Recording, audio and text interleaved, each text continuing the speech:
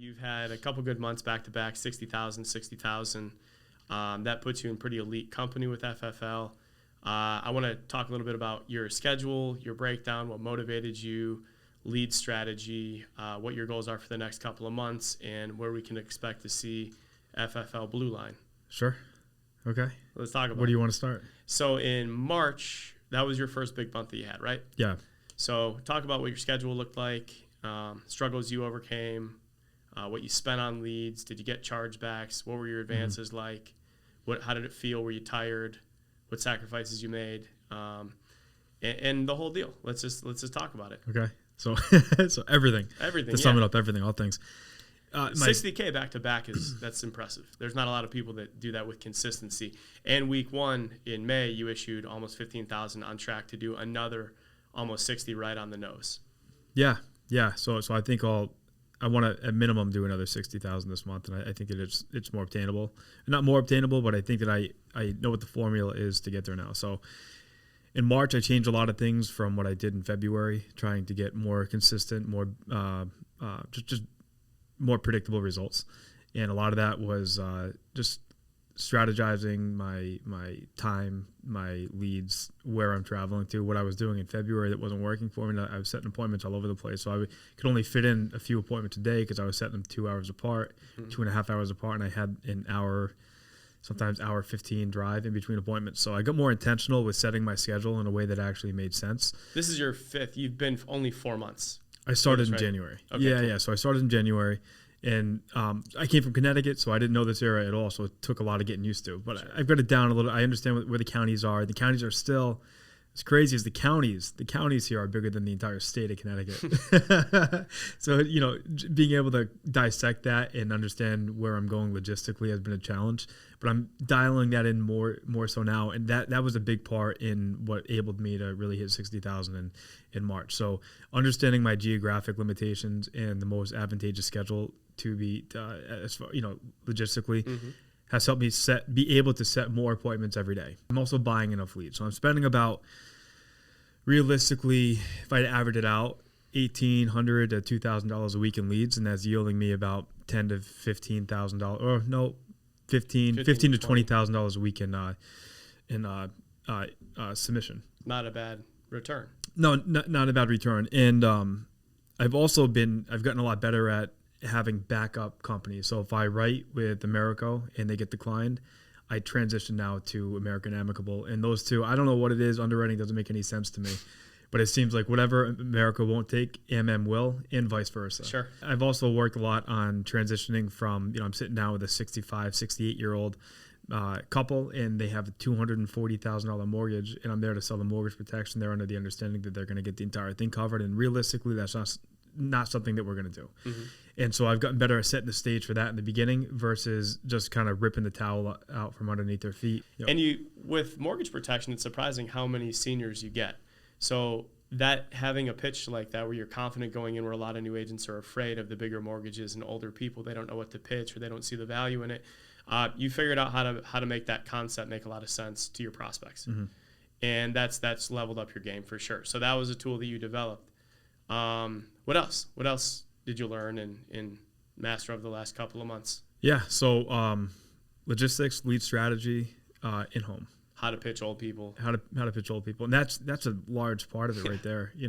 January, February, I get a lot of objections because, this doesn't make sense for me anymore because you're giving me 20,000. I thought I was going to get 240,000, right? For not a lot less a month. Right. So learning how to overcome that has helped me tremendously. And being confident in the house has helped a lot as well. So those are the main things that I changed. Everything else has kind of stayed the same. I became more intentional with my schedule too. I'm much more dialed in to get here at 8 a.m. I'm not coming in at 8:05. I'm not coming in at 8:15. I'm actually on the phones dialing at 8. And I've found that a lot more people actually answer the phone. Mind blown, I know. But it worked. Protecting dial time. Protecting dial time, yeah. And then I feel like I'm more accountable now because I have I don't have a big team, but it's getting bigger, a lot bigger than it was in January and February. You went from a solo squad to you guys submitted almost $50,000 of business last week, which is great. Yeah. And so I feel like I owe it to them to lead from the front. And if I'm telling them to look, dial time's important, 8 a.m., 8 a.m., 8 a.m., and then I'm not in here doing it, well, then I become a hypocrite, and who wants to be that? Right. So, and that's very transparent too. So I'm more intentional with my schedule. I view this more as a job versus me just kind of freelancing. So this is what my schedule is. If I don't make it in on time, I'm going to get written up. I'm going to get fired. Even though I know that's not the case, that's how I look at it. And if I don't look at it like that, I feel like that's where it starts getting dangerous because I have too much rope to hang myself. For sure. And I don't want to be that guy. That was a self-awareness that you developed too. Yeah. Over the last couple, 10 weeks or so, you said, look, when I start making a lot of money or I start doing this, I start, flexibility becomes really attractive, but you got to stay rigid with your schedule and discipline, right? Right. Yeah. So there's that. And then one thing actually that changed a lot as well is my lead source started to dry up. So I was not getting near the amount of leads that I was getting in March and April. Let's touch on that in a second. So deposits in March. Yep. You had a pretty good month, right?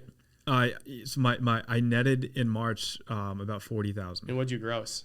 About 60. 60 something, right? Yeah, 60. I think it was 62, right around there. 62. Personal production. Yeah, that's crazy. Yeah. Your third month, you made $62,000 in deposits. Right. Right. So then we transitioned into April. Mortgage leads dried up a little bit. So rather than say, oh my God, I'm stuck, I'm not going to get activity. What did you do? How did you adapt to that? So to touch on that, in the first week and a half or so, I kind of did. Well, you know what? It is what it is. I hope that my leads will start coming in heavier next week or the week after. And I just had slower weeks. And you can expect 20-25% to fall off the books.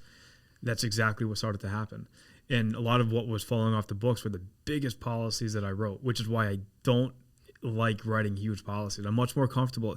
150 to 180, I love. 200's even okay. Yep. Once you start getting over that, I just think that it's too easy to cancel that policy because it's $250, $300 a month. It's a car payment, right? So it's too easy for that to be a financial burden for somebody, despite the benefit that their family would get. 150 to 180 is really a sweet spot where it's low enough where it's not changing anybody's life drastically. It's not having a significant decrease in their value or in the quality of life, and it's all. At the same time, it's justifiable because I can afford to spend $180 a month because it's going to give this benefit to my family, which is what they want. So I like that. Anyway, so what had started happening, I was getting about 20% or whatever, maybe not quite, 15 to 20% was falling off the books. A lot of them were the bigger policies, and I wasn't writing enough business to eat those chargebacks up and still have a decent deposit. So I went from having a lot of money deposited into my account to now I'm just writing business to break even with the chargebacks. So I had to adjust something. And everybody's talking about these internet leads. I played around with them a little bit here and there in the past, but I never took it seriously. But now I had to figure something out. So I got phone burner. Let me back up. So I got internet leads, and then I started dialing the internet leads. And man, it kind of sucked because you have to dial so many because you nature of the beast. You're going to get bad numbers. You have to make more dials to talk to people. You just do. So that threw my game off a bit. Well, then I remembered, this friggin' phone burner thing that we have. Let me try this. So then I tried phone burner, and what a game changer that thing is. My God, it takes so much of the suck out of dialing. It actually wasn't bad, man. It wasn't bad. I scrolling on my phone, just chilling, and somebody answers the phone. Okay, I put my phone down and I talk to them. It was really good. And so I started using a lot more internet leads to supplement the lack of leads I was getting from mortgage or FEX or whatever. And what I noticed with them is when I talk to them and I book the appointment, maybe I have to actually have somebody on the phone, maybe 4 or 5 of them to actually book an appointment. And so I would book the appointments. I would supplement my mortgage activity. I'd go to their house, and then it was the easiest sale. It was the easiest. I'm 100% closing right now on internet leads because you go there and it's, hey, I'm here to sell you life insurance. You're right. It's life insurance. Right. Everybody knows the expectation. And what's cool about life insurance too is that they don't have this expectation of getting something that's big enough to cover their mortgage. They just want life insurance. Good and then point. you're the professional in their house that tells them what would make sense for them. Right. No awkward transition. No awkward from transition. What you thought they wanted to have and then what they actually qualify for, which is the only thing that matters. Exactly. So if I'm sitting across from somebody and they're 65, 75 years old, I just straight up tell them, all right, so most people at your age, we're looking at X amount. We're looking at something that's going to cover final expenses. We're looking for things that if you have large bills that are hanging over your head, maybe it's going to help with that. It's going to help transition to kind of supplement the income that they're going to lose. It's not what I don't even mention anything about. Some people want this to cover mortgages. Some people look for $250,000 worth of coverage. I don't even touch on that. This is because you know what they're going to qualify for. And so I talk to them about that. And then I just make it sound really, really attractive. And it's life insurance. Right. So then I sell them life insurance. And it's just so easy. That's so perfect. easy. And then those dried up a little bit. And then what'd you do? There was a bunch of leads available in Ohio. And so I did a travel trip out to Ohio. And I flew there on a Thursday night and started running appointments Friday, Saturday, and then used Wednesday, Thursday to kind of set appointments. Mm-hmm. And I ended up doing 80. I forgot exactly. It was like 8,900. It was almost 9,000. It was about $9,000. Yeah, it was about $9,000. And off really old leads. They were old on your first travel trip. Yeah, these were as aged gets, and I just bought a ton. Mm-hmm. of the leads, so that worked out well. My overhead was low because the leads are really, really, really cheap. Mm-hmm. And I think between my plane ticket and the car that I rented in my hotel, it was like $900. Mm-hmm. And so I netted, and then lead costs, I think I spent it was right around $1,000. So figure $1,500, $1,800 that $6,000 that I in spent. a weekend. And then I netted $6,000, and I wouldn't have done that here because it wasn't available. Mm-hmm. So if I had stayed here because I was scared of traveling, which I didn't, it was uncomfortable because I left my wife and my kids for a weekend. But the alternative was staying here and trying to make something work that I knew really wasn't going to work. Right. It's either $6,000 or it's $2,000. Right. Exactly. So you adapted to the changing conditions. So lead conditions, availability, flow, the whole thing. You didn't let that get you down. You just adapted, and that's the difference between a $15,000 to $20,000 a month producer and a $60,000 consistent producer, is that you don't make excuses, you just figure it out. Mm-hmm. And there's a lot of value in figuring it out. You can coach agents how to figure it out. You can figure it out. You're never a victim to lead flow or lack of resources. You're not dependent on just one type. You can't blame a Facebook vendor on getting a slow trickle in. You can't blame direct mail of being slow or people that don't speak English or whatever it is, bad numbers, whatever. You can't blame no instant internet leads because when you develop the skill set that you did, which is pure adaptability, you just went out there and did it and figured it out and wrote darn near 10K. Yep. And then what that's allowed you to do. They're all still on the books, by the way. Awesome. Yeah. And what that's allowed you to do this month, now that you have a team, you've got flow coming in, you had 6, 7 submitting writers for the first time last week is now you can coach them through some of those challenges and obstacles that they're dealing with now, mm-hmm. where otherwise you wouldn't have been able to do that. You know what changed a lot is when I started writing internet leads myself, I started really, really pitching internet leads, and I actually believed in them because they're really, really good. Internet leads, phone burner, winning. Right. You can't fail. You can't fail doing it. Buy enough internet leads. Don't buy 20. Don't buy 30. Buy 100. Buy 100 internet leads. Plug it into phone burner. You can't fail. That happens when you do it, they do it. Right. Those are 3 agents that are now doing that I've told to Connor, right? Connor, Didier, and Caleb. 4 that Connor, Didier, Caleb, and Tony. Oh, and Tony. Yeah. Can't forget about Tony. Yep. Who's crushing it right now. Yep. Yeah. Tony's first real week over 7,000. Yeah. It's awesome. Yeah, and he's got more. Right. He's not done. No, he's not done. And he just told me 15, 20 minutes ago said he was buying more. Doing this part-time as a trooper. Yeah, he's still a trooper in Connecticut. So first week out, 7K.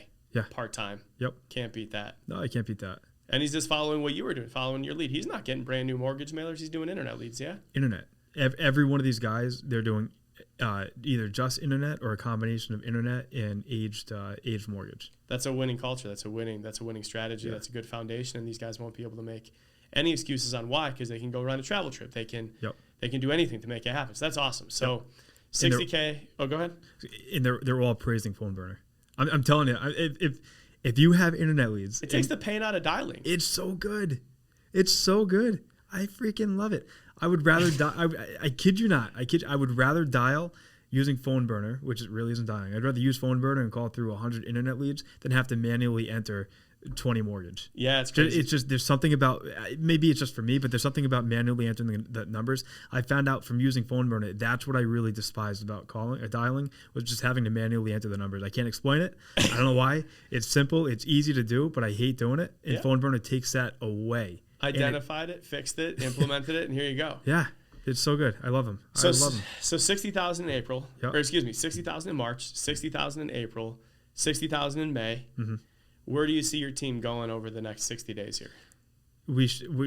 I would love to be at 150 this month. If we don't hit it this month, we're going to be really close to it. And then there's absolutely no excuse to not hit it next month. Which is huge growth, because it was 100,000 in a 5-week month. Now you're gunning for 150,000 in a 4-week month. That's a pop. That's a pop. And you know what it is I found a few agents. I mean, I have a lot of agents in my pipeline, and most of them I wasn't managing correctly, which is on me. And so, again, 4 months into it, so I've been able to kind of dial some things in and diagnose some errors and fix it instead of just continuing to do the same thing. And so I started to fix it, and then I found these through doing that, I found some agents that were motivated. They just needed the coaching, and now I'm able to actually take my experience and my knowledge that I have now and share that, and they can actually see me doing it, and they've plugged in, and now they're doing it. So it's not like I don't have 200 people riding it. I have 7, 8, and out of the 7 or 8, I have 4 or 5 that are actually writing a decent amount of business, and it's just finding those people that are the go-getters. They want to build, they want to produce, and they're not afraid to do it. They listen, they're coachable. And if you find someone that's coachable and you're not a good coach, you have to fix you. And that's what I found was the issue with me. So I had to become a better coach. And then since doing that, I was able to get a team where last week was my highest. Sure, and boy, what a difference it makes, right? When you IP 60,000 to hit 150, you need a team doing 90. Right. Which means you're gonna need about 10 guys to do that. Mm-hmm. And you treated yourself a little bit with a car, but outside of that, you've put a lot of money back into the business. Most of what I make goes directly back in it. It's my recruiter. Mm-hmm. It's the office space. It's the resources. It's that new recruiting system that we're implementing. It's going back into the business. And you started to see, like, the more you put into this thing, the stronger their foundation becomes. So then when people do come through, agents come through, they're able to really take it to the next level quicker, and they're not going to fall through the cracks. Yeah, and the quicker you can get them moving, the more likely they are to actually stay on board and not get discouraged. Because what do we pitch? What is FFL? FFL is an opportunity to not just help families, but to make a substantial amount of money. That's the dream. Look at the commission that we offer. Well, that commission is meaningless if you don't write any business. So if we get agents coming over here and they have this dream of what FFL sells, which it should, but then you as a coach or me as a manager isn't helping them to achieve that, what a disservice that is, and how easy it is for them to get a sour taste in their mouth and just quit. Well, I just invested $500 in leads or $1,000 in leads, and it yielded me nothing. But it yielded them nothing because you as a manager didn't tell them what leads to buy it, how to strategize, exactly, how to do any of this. Hey, throw $1,000 at this thing and just figure it out and see if it works. And I think that you can do that after you teach them how to figure it out. Yeah, money spent without actionable steps is really, it's tough. That's how agents, they quit, they get a bad taste in their mouth, and holy smokes, what a mindset shift you've had over the last month or so, and the awareness that you've developed. And I know I can speak for the group at large, FFL Apex, super excited to see where Blue Line goes this month and every month after that. I appreciate it. So am I.